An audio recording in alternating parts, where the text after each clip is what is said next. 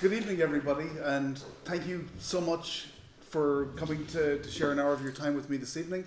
And in particular, thank you to the Archaeological Association for inviting me back for what is now my third time here. Those of you who have seen me before will know that I came to you in 2017.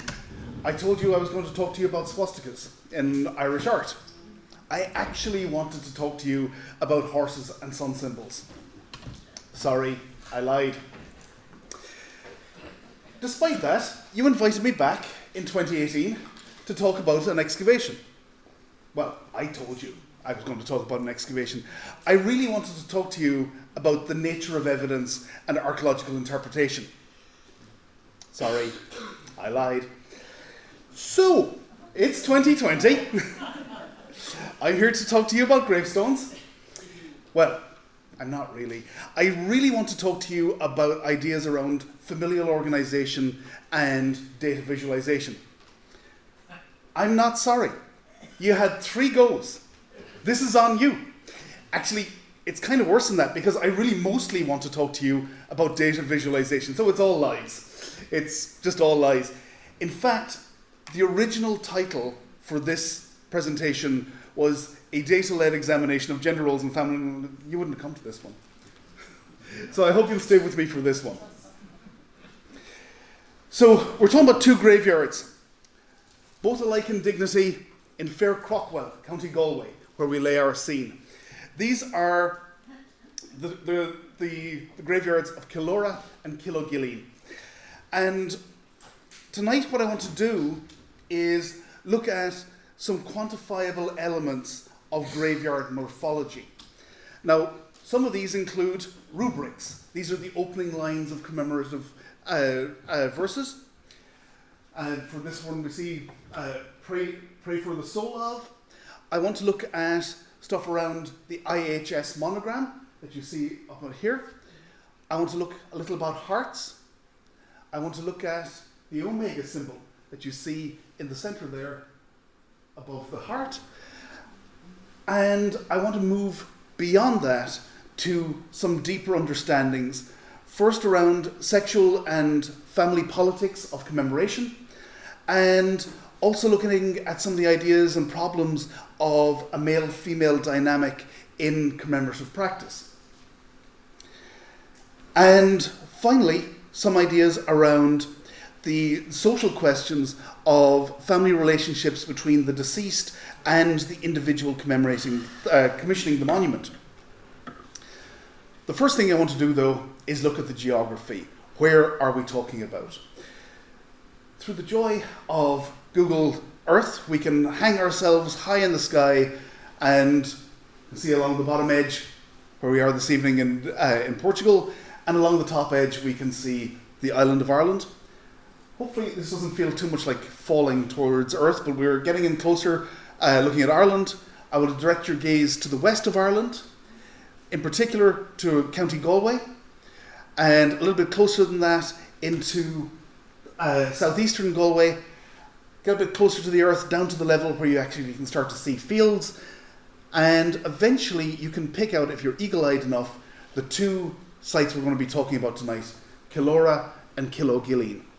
Just to point out that at the very tip of this large red arrow is the house that I grew up in. And so I want to just bring this idea through that this is very much the culture I was steeped in. These are my relatives that are buried in some of these graveyards, and my own family history goes back here many generations. A little bit about history of these sites. Without going into too many specifics, I would say that they're fairly typical. They are the 2 chief traditional burial grounds for the modern ecclesiastical parishes of Craughwell and Ballymena, County Galway. Each one is a graveyard with a standing structure of a church.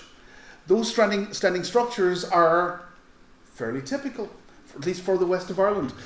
Both of them are probably datable to the late 15th to early 16th century in terms of construction, though in both cases, at Killora in particular, we can be fairly certain that there were elements of it that construction and repair from the late 12th to the early 13th century. They're not radically unusual for that part of the world. At Killora, we have 181 gravestones. The dated ones stretch from 1619 to 1987. At its sister site at Killogillen, we have 119 gravestones that stretch from 1654 to 1995. When we put all this together, we get 245 headstones. That's slightly less than the combined total. Approximately 55 stones are removed from that because they weren't datable sufficiently within a single decade of construction. This is the point where I'd like to pause, because most archaeologists presenting something like this would now leap into talking about the results. In fact, most people presenting anything got to do with data will now leap into, these are the shiny results that you can totally believe. I hope you'll understand me when I say that I'm not like most people. I want you to have an understanding that not everything is perfect within the data set. So the first problem that we have with the data set is trying to understand to at least the decade when these stones were constructed. The first thing you have to think of is that there's frequently a delay between the death of the individual and the erection of the monument. Sometimes that's financial. People may have had to save, may have had to budget for it. Other times it's engineering. You need and want the time for the earth to settle on the gravesite before you go and put a gravestone up. We are very lucky in that in a number of cases, in fact only 14 cases, which is about 6% of the overall corpus, we have the date of the construction of the monument is given on the stone itself. Those date from between 1795 and 1865. The problem is they're not all the same. We have this dated hiatus. We've got one that's the same year as the person died and the stone went up. Usually there's a gap. On average, that is a little over 9 years, though the maximum one is 23 years. So we have to be careful about this. For the rest of it, we can possibly deduce it based on the primary inscription. There are 90 cases, that's about 37%, where we can deduce the decade of construction.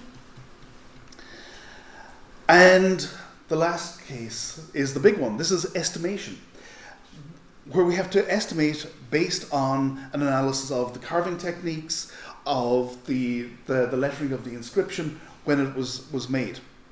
Now, once you get all this data, you do what any sensible person does, at least I think so, and you drop it all into Excel.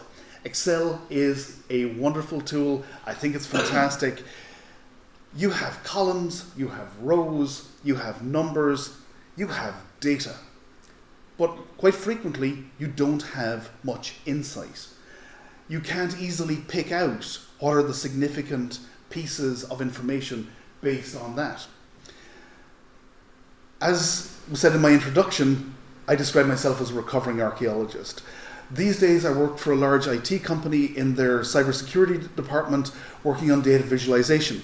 And it's that skill set that I'm now bringing back into archaeology. And you can start visualizing that data. You can have graphs, you can have lots of graphs, you can have all the graphs. You don't necessarily get any more insight out of visualizing that data. I use, both for this work and for my day job, a tool called Tableau. It's considered to be the market leader in data visualization, and basically everything that we're going to see tonight is based on work by this tool. The thing is that once we start looking into that data, we can, and what we're going to try to do this evening, is to sift through it and get those real insights. And we'll get some ideas about fashion, about how different things regarding commemorative practice change over years. We'll get some ideas about past lives, and I think, and I hope by the end of this you will agree with me too, that we can actually get to see inside these people's heads about how they thought about certain things that they didn't think they were telling us about. The term I'm going to come back to over and over again is trying to find the signal within the noise. So the first thing I want to do is look at, this is all the gravestones by the decade of construction as best we can understand it. So put together, we can say that there are some survival issues at the start. Maybe there weren't all that many gravestones. We can say that the strong survival from the late 18th into the late 19th century, bit of a dip in usage in the first half of the 20th century, and then significant modern use of the sites. These are two very ordinary, very typical sites, except that they're not the same on both sides. So if we start splitting it out regarding the two sites, we can start seeing actually quite different usage patterns.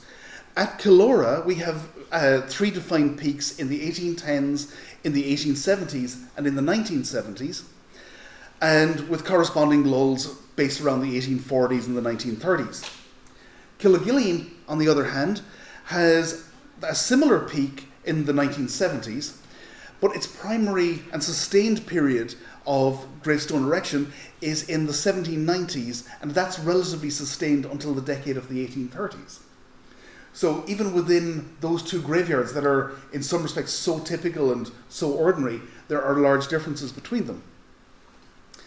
Pausing for a moment to think about this set of gravestones versus what we know of the introduction and spread of gravestones generally.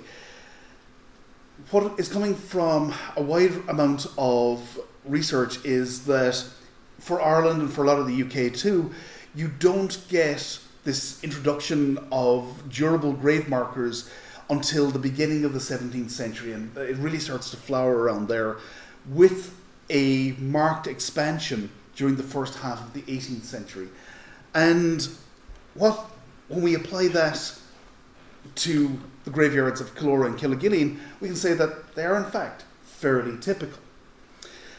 And that 18th century sudden increase, where it's seen elsewhere, and we can probably say that it's the same as happening here, it's generally considered to be a sudden rise and a burgeoning of a relatively affluent middle class of local merchants, farmers, craftspeople, who are keen to display their wealth and their importance in lasting public forms. So going from beyond that, I want to look at those rubrics, those introductory phrases. So they do go through various periods of popularity and decline. Again, graph it all out, there's a lot of noise there. Let's start pulling out some signals out of that. So the first one we've got is Pray for the Soul of. So for example, Pray for the Soul of Thomas, who died first appears in the 1750s, disappearing in the following decade before rising in popularity until about the 1790s, with a decline after that. And then you have this minor resurgence in the period from the 1860s to the 1920s. Then we have quite a long one, Sacred Heart of Jesus, have mercy on the soul of person who died. Again, quite a limited time window, mostly around that period from 1900 to the 1920s. Similarly limited is the term sacred to the memory of, essentially only found in that period between the 1870s and the first decade of the 20th century. All of these place the deceased first. So it's sacred to the memory of, Sacred Heart of Jesus, it's that person is placed first. I want to contrast it very much with Erected by. This one places the person who commissioned the stone first. It's essentially popular from the 1770s up until the 1960s. And you've got to think, and this is a poor slide, but you can just make out that this one is erected by. So it's placing the person who paid the money, that surviving person, it places them ahead of the deceased. You've got to think that somebody's making a political point about themselves, about their family. Bring it up to date, we have, from basically about the 1870s onwards, and in today's terms coming to total domination, the phrase "in loving memory." Pretty much nothing else is used in West of Ireland graveyards at the moment, or at least the ones I've been looking at. I would imagine that many of you are familiar with the monogram IHS. Some people will tell you that it's a rendering of the Greek orthography for Jesus. Some people will tell you that it's the initials that stand for Jesus, Saviour of mankind, Jesus hominum salvator. Some will tell you that the initials stand for in hoc signo, meaning in this sign conquer. No matter how you decide that it's translated correctly, it is, one way or another, it is the single most popular symbol represented in the entire pair of graveyards. It occurs in various styles in 151 of our gravestones, so that's about 62% of them. So we can graph it out like this. We can see essentially a lot of popularity from the 1760s, decline from about the 1870s, but still remarkably popular. We can break it out by, this for example is Killora. We can see defined peaks in the 1770s, the 1840s, and in the 1910s. At Killogillen, on the other hand, it simply remained popular from the 1780s to the 1860s. And then you see that secondary peak over here, culminating in the 1920s and the 1940s.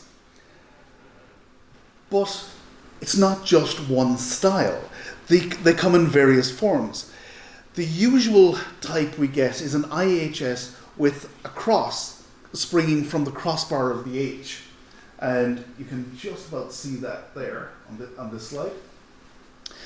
This first appears in the 1760s and is essentially popular up until the 1860s, very occasionally used in the period after. There are a number of cases limited essentially to the peaking in the 1810s, peaking in the 1840s, where you get, quite difficult to see amongst the lichen here, but you get the J, the I carved as a J. So it's, I describe them as JHSs. You can get a plain IHS. In fact, so plain that I could not find a good photograph to illustrate it with. It's fairly, well, nondescript. First introduced in the 1860s, peaks during the 1890s, and then again in the 1940s. The most recent type you get is the entwined IHS, where the three letters are interwoven together. This is introduced in the 1880s with peaks in the 1920s and the 1940s.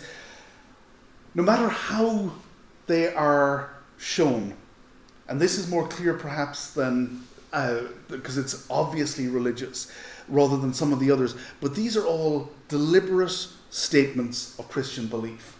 And we'll look at some of these other ones. The next one I want to look at is the omega. It's the only way that it's seen as in it is the crossbar of the H of the IHS monogram.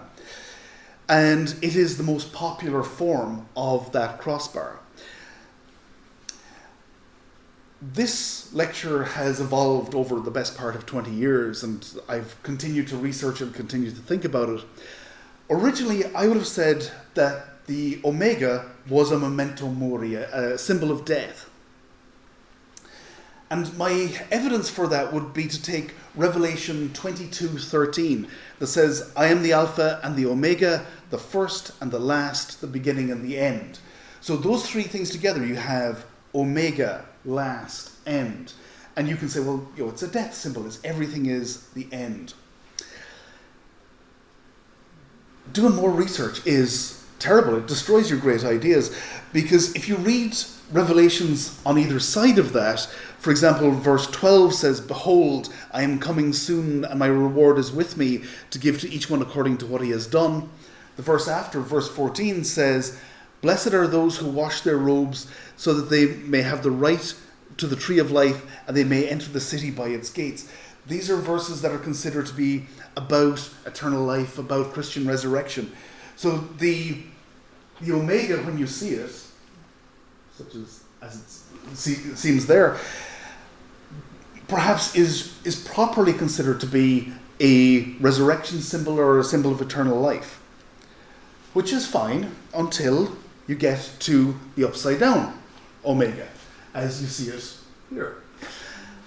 I would have in the past described it as, well, it's the opposite. It's, you've taken a death symbol and you've turned it upside down, and now it's a life symbol. And my speculation is that this is what's happening here. The question that anybody should ask an archaeologist with a speculation is, do you have any evidence for that?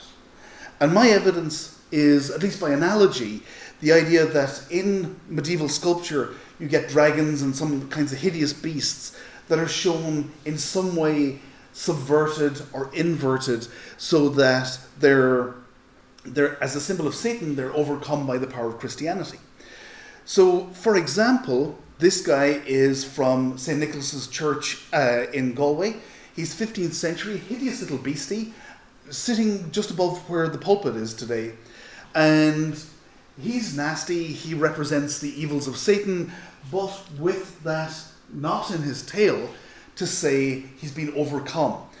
And it's not just here, but you see it with dragons. That great parable of St. George and the dragon is not actually about a man going out and killing a dragon. It's about the power of Christianity overcoming perceived evil. This particular illustration is the Red Cross Knight slaying the dragon. It's an illustration from Spenser's The Fairy Queen, and it dates to about 1590. More recently, this is Gustave Moreau's 19th century French symbolist take on St. George and the Dragon. You don't have to go too far, you find them everywhere. Any illustration you find of that kind of evil, you see the dragon being pushed back on its back, you see it being inverted as that sign of the evil that it represents being overcome. Even into the 21st century, this is from the UK TV station ITV's show Primeval, where again you see the knight conquering the dragon rolling back on its back. Also, I really like dragons, that's why there are too many photos about dragons. I want to leave the dragons, I'm going to talk to you about hearts. The use of hearts has a long history within Christian symbolism as a whole.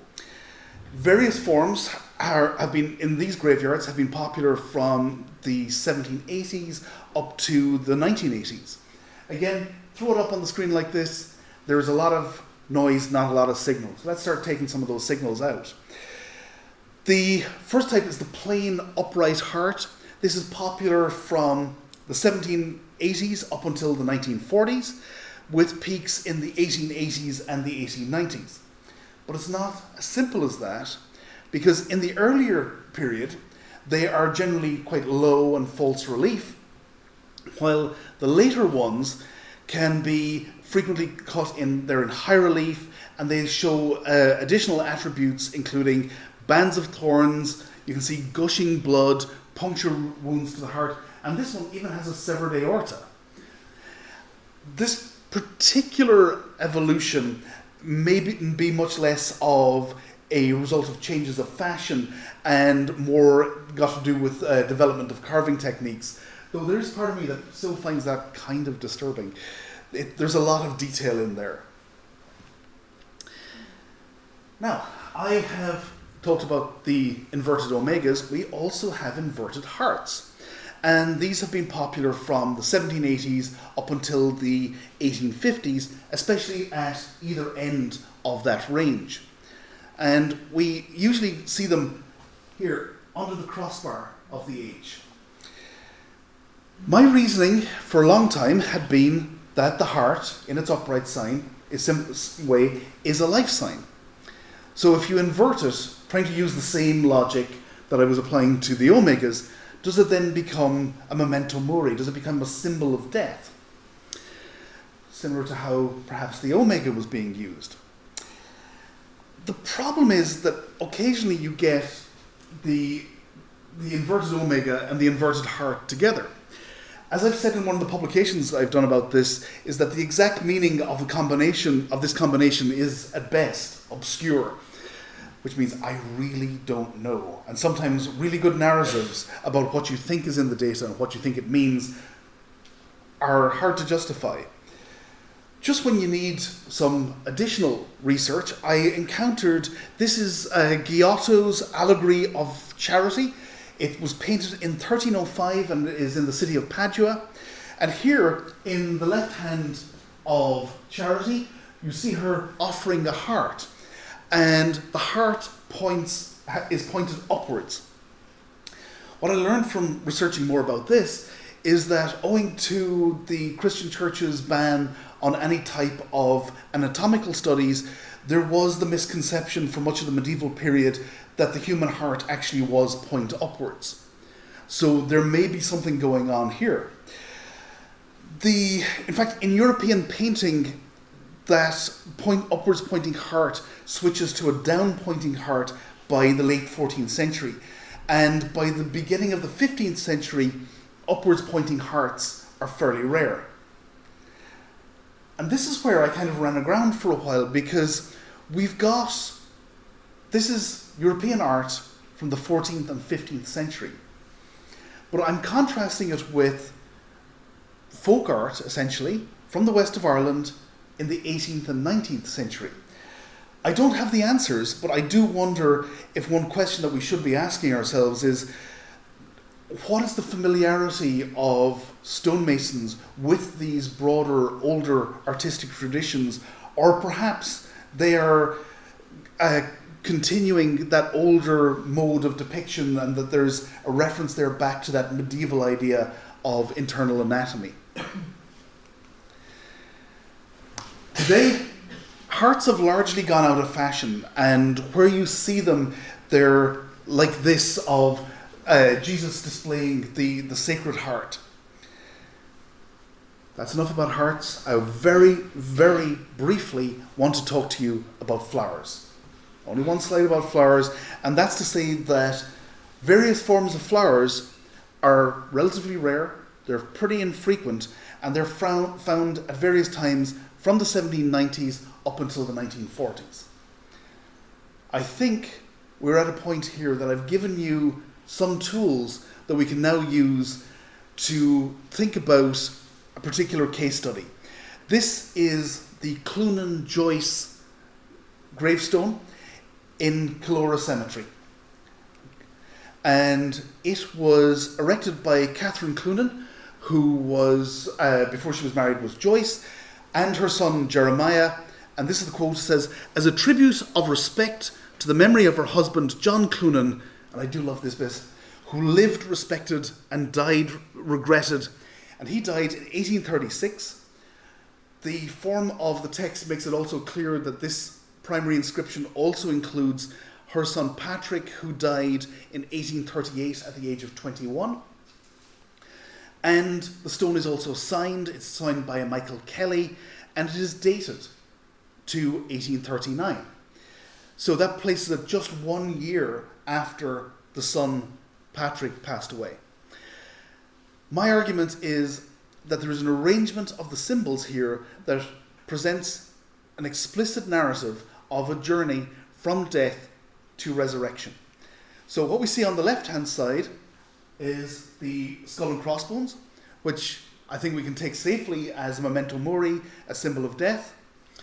Then beside that, we have the angel Michael, who is blowing his trumpet like Heimdall in Norse mythology. This is the symbol, the sign of the end of days. In heraldic terms, what he's standing on is called a torse.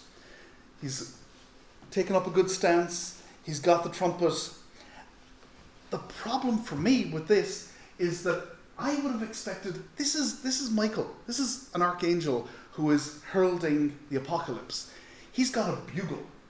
This is a small, small bugle.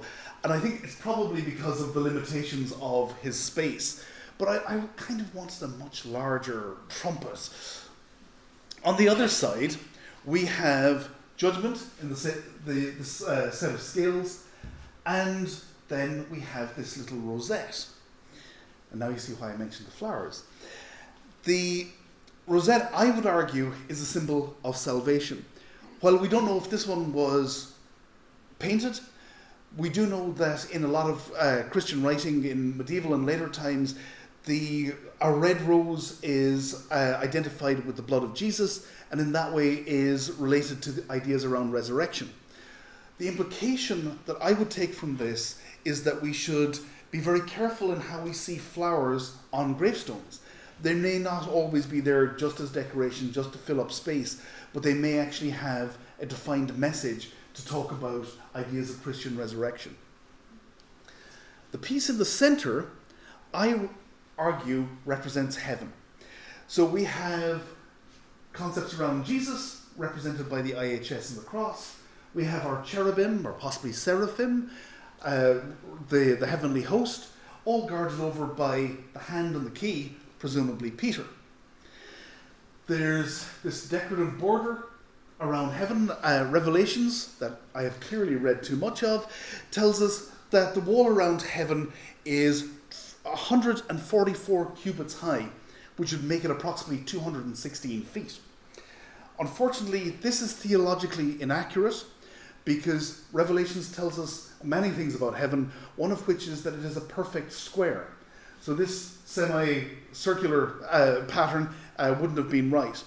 As an aside, the gates of heaven are made of pearl, which explains why they're referred to as the pearly gates. I want to talk just a little aside about weighing scales. This one, as you've seen, commemorates Patrick Cloonan. He died in 1839. This is from the east side of Murdoch's Cross at Monasterboice, County Louth. It dates to the period 900 to 923 AD. And if you look carefully, you can see the scales with this little demonic character underneath, trying to influence the weighing of the scales to bring people that should go upwards, bring them down. You can't beat an event like this, to use wonderful sounding big words. Just so you all know, the proper term for weighing of souls is psychostasis. It's not a word we get to use often in public. So I'm taking my opportunity. Now, a little bit more recent in time than Murdoch's Cross, but further afield, this is the tympanum on the west doorway of Notre Dame Cathedral. In Paris, it dates to the period 1163 to 1250. And again, we see the little satanic character down here who's trying to tip the scales, again, bringing souls to hell. My speculation, and it is just that, is that the origin may come from Egyptian pharaonic theology, where here we see Anubis weighing the souls against the feather of Ma'at. The difference here between Christians perhaps and the ancient Egyptians is that Anubis is trying to save more. He's trying to make sure you go to the good place rather than the bad place. I want to have a brief note about peacocks. There's an ancient belief that the flesh of the peafowl didn't decay and it didn't rot. So it ends up in early Christian thought as a symbol for immortality. These lower stones here on left and right are the supporting stones for that Cloonan-Joyce gravestone. My point again is, just because you see some pretty birds on a gravestone, they're not perhaps there just for decoration, that they may actually have a proper symbolic meaning. So far, we've concentrated on the symbols and on the art. What I want to ask now is, can we learn anything from the text beyond just that rubric? And I think we can. And I think we can get some ideas about how people understood family structures. So we have 165 memorials, that's a little over 67%, that give details of the family relationships between the deceased and those who commissioned the monument. Usually those are the erected by. At the start, there are other indicators in places as well. I would say that in early versions of this lecture, I would have displayed that information as a pie chart. This is a bad thing to do. If you have anything got to do with data visualization, you will learn that a pie chart is a terrible way to display this type of information. Instead, it's better displayed as a bar chart. And this we can see, we have sons commissioning monuments for their parents, wives for husbands, husbands for wives, fathers for children, daughters for parents. And it's nice to break it out like that. However, the data is not static over time, but does display marked changes. The first thing I'd point out is that there's no detailing of family relationships before the 1780s. It was not done, or at least not done in these graveyards. This, for example, is sons commemorating their parents. It starts in the 1780s, peaks in the 1790s, and essentially it's popular, if somewhat in decline, up until pretty much the present time. Let us contrast that with bringing out this other signal of the daughters commemorating their parents.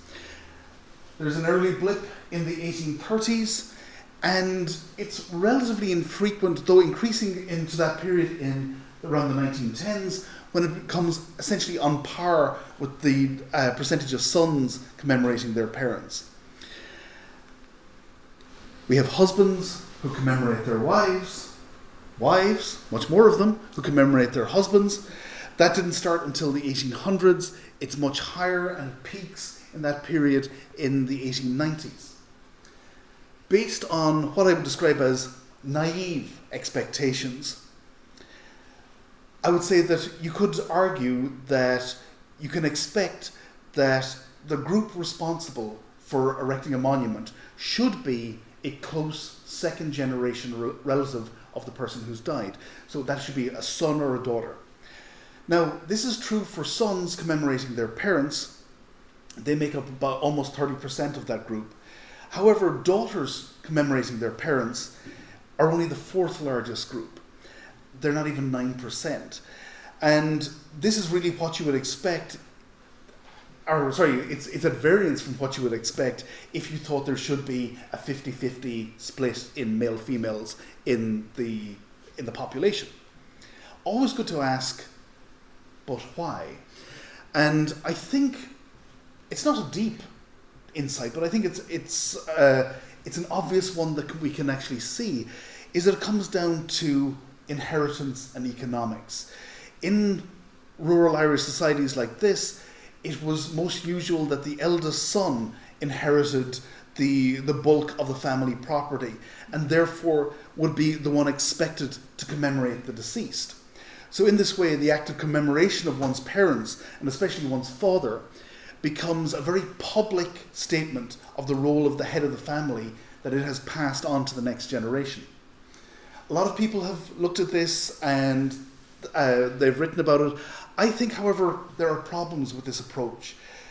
There's undoubted stylistic elements to this. There are certainly times where it wasn't considered appropriate to use this form of commemoration.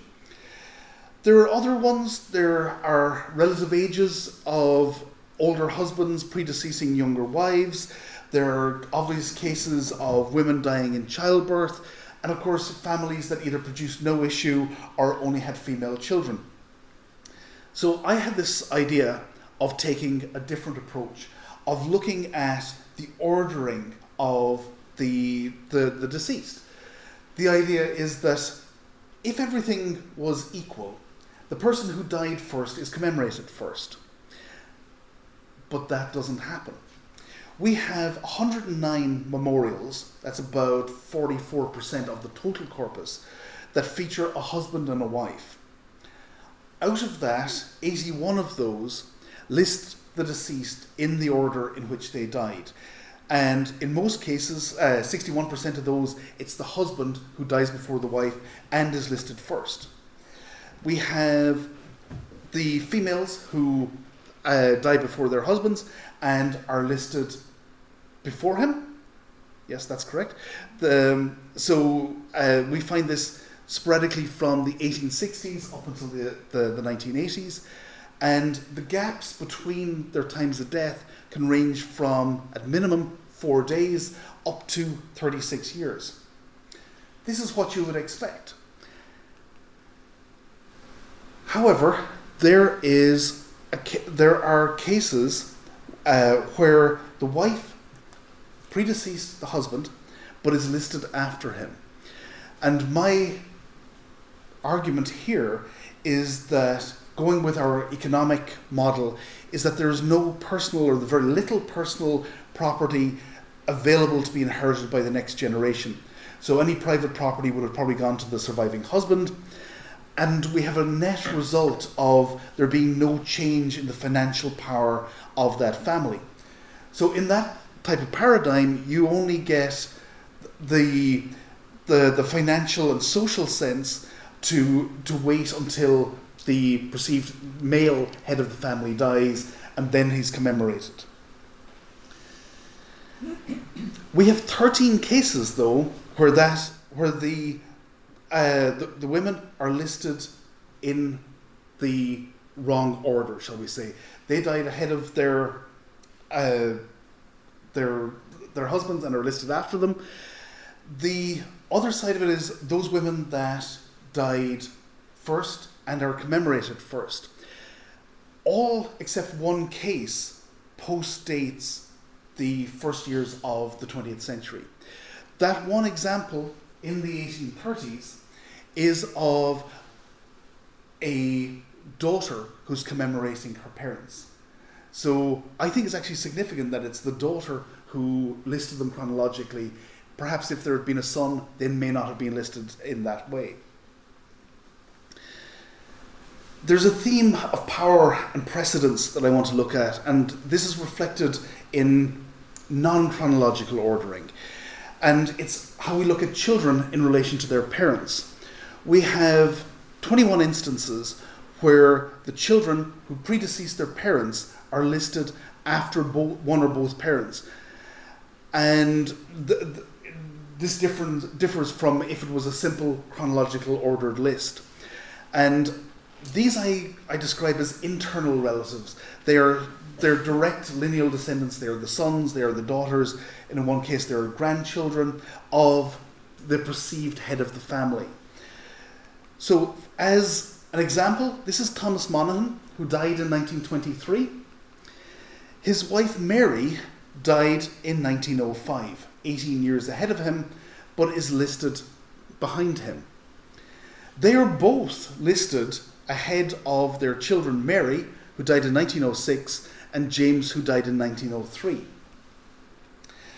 There are 4 further cases, less than 2%, of what I describe as external relatives. These are uncles, aunts, brothers and sisters-in-law of the commissioner of the monument, where they predeceased the primary individual and they're all listed in a secondary position.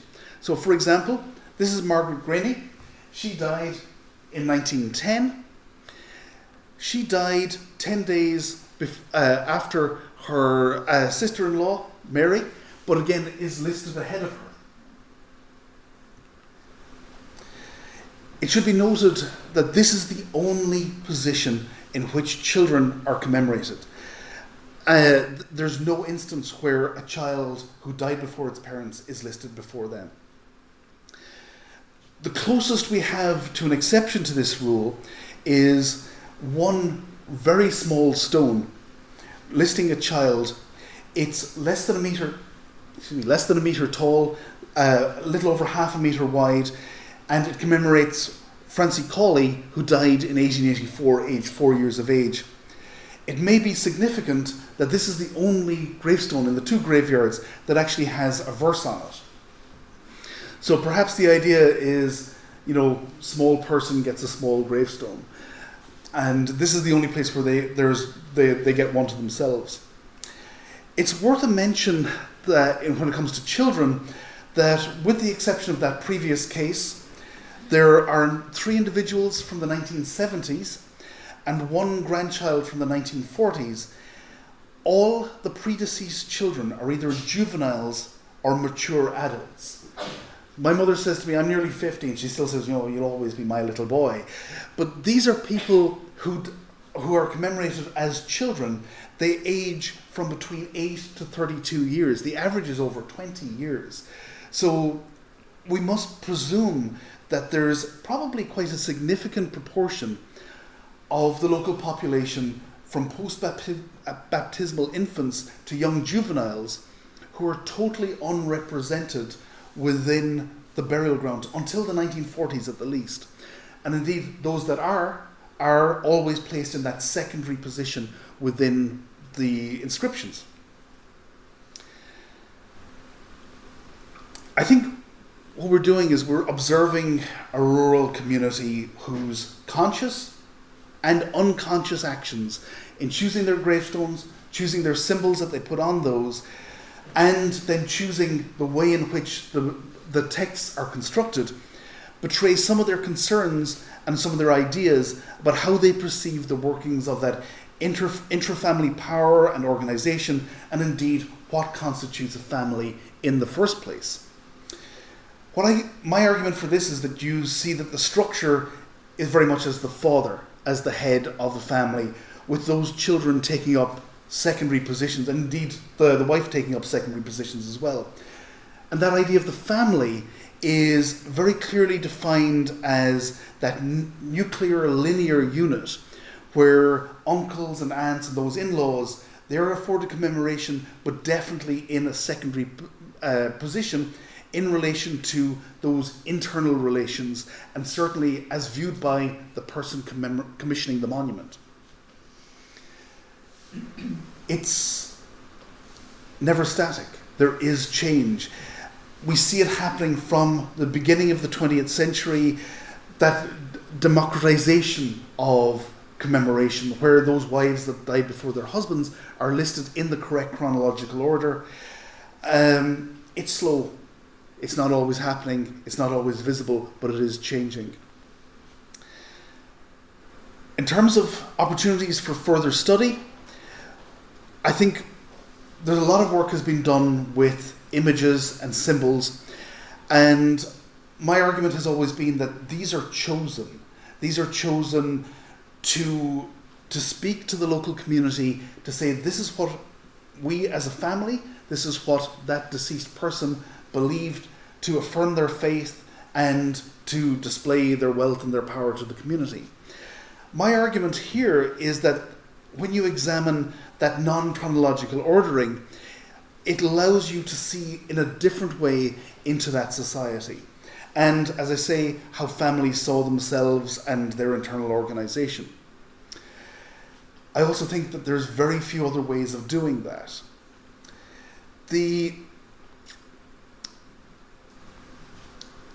I would always say that the amount of stones where you can actually get that information about non-chronological ordering, it's a very minor component within all the gravestones you have available to you.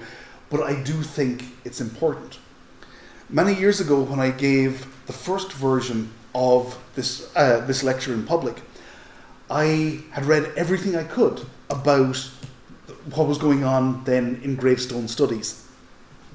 And I was sure that nobody had spotted this.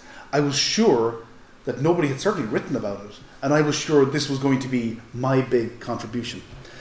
I went to a conference. It was wonderful. We're all there to talk about gravestones from different parts of the UK and Ireland and across the world. I was due to talk on Sunday morning. I was having a great time. My slides were all prepared. I was going to talk about these two sites, two rural West of Ireland graveyards dating basically from the 18th into the 20th century. Yeah, that didn't go well, because on the Saturday evening, a young woman who had just completed her PhD thesis on one large urban English graveyard, got up and talked about exactly the same thing that she was seeing in her data. At the time, I was devastated. I thought this was my big idea and it's been stolen. I now come to a much more mature understanding of that this is actually happening on a much wider scale than just my two little graveyards in the west of Ireland. And I do think it does deserve to be properly studied. What I'll say about this, there's many things to say about this, but I can be pretty much sure that this is not a picture of the naturalist Gilbert White. It is, however, the only portrait that is attributed to him that you can find if you look for him on the internet. If you know of Gilbert White, there is one wonderful quote, and he says that all nature is so full that that district produces the greatest variety, which is the most examined. I think he had at least one too many that's in that sentence. The simple version of this is, you will find stuff where you go looking for it. You don't have to go to the jungles of South America to discover the newest and previously unknown to science species of butterfly. You can do that in your suburban garden. And this is what I kind of want to get to, is that everything I've been telling you about these graveyards and these gravestones, they are fairly typical. There is nothing archaeologically, historically, or architecturally unusual about these stones that we're looking at. Their interest purely lies in the fact that they have been studied. So my call to action to you is to go find your local graveyard, because there are discoveries there to be made. And with that, I would say thank you very much for listening. You've been a wonderful, wonderful audience.